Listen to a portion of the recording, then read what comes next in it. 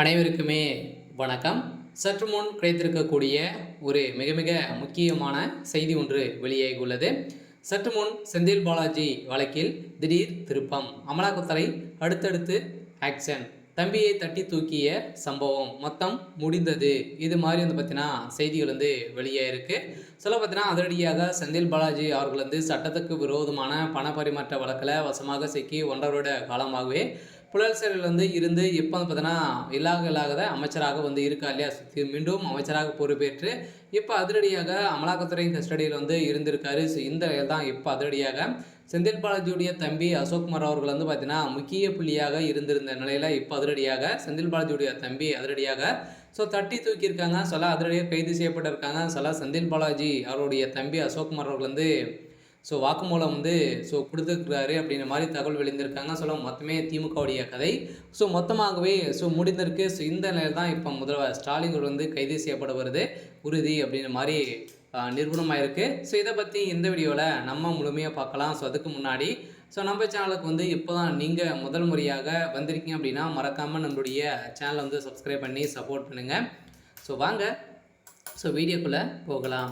அதை பார்த்தீங்கன்னா சட்டவிரோத பண பரிமாற்ற தடை வழக்கின் சட்டத்தின் கீழ் முன்னாள் அமைச்சர் செந்தில் பாலாஜி, சகோதரர் அசோக்குமார் உள்ளிட்ட 13 பேருக்கு கூடுதல் குற்றப்பத்திரிகை நகல் வழங்கப்பட்டது.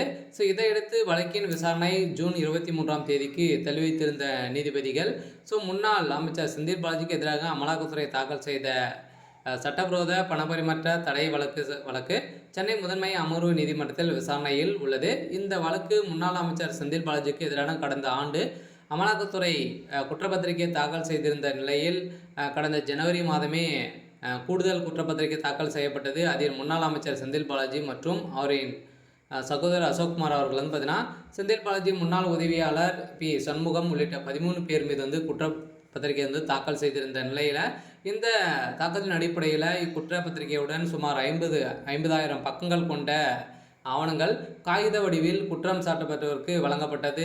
இந்த நிலையில் இந்த வழக்கு சென்னை மாவட்ட முதன்மை அமர்வு நீதிமன்றம் நீதிபதி எஸ் கார்த்திகேயன் முன்பு விசாரணைக்கு வந்தது. தற்போது வழக்கில் குற்றச்சாட்டப்பட்ட முன்னாள் அமைச்சர் செந்தில் பாலாஜி அசோக்குமாருடைய ஜாமீன் ரத்து செய்து இப்போ அதிரடியாக விரைவில் கைது செய்யப்பட போகிறாரு அப்படின்ற மாதிரி தகவல் வெளியாக இருக்குது. இருந்தாலுமே இதில் முக்கிய புள்ளியாக முதல்வர் ஸ்டாலின் அவர்களும் சிக்கியிருக்காரு. இந்த வேளையில் தான் அதிரடியாக செந்தில் பாலாஜி அவர்களும் அவருடைய தம்பி அசோக்குமார் அவர்களும் பார்த்தீங்கன்னா கைது செய்யப்பட்டாங்க அப்படின்னா அவர்கள் கொடுக்க வாக்குமூலம் கொடுத்தாங்க அப்படின்னா அதிரடியாக செந்தில் பாலாஜியுடைய கதை ஒட்டுமொத்தமாக முடிய போகுது. சரியாக பார்த்தீங்கன்னா முதல்ல ஸ்டாலினுடைய மொத்தமும் முடிய போகுது. தமிழகத்தில் திமுகவுடைய ஆட்சிக்கு ஒரு மிகப்பெரிய கேள்விக்குறியாக வரப்போகுது.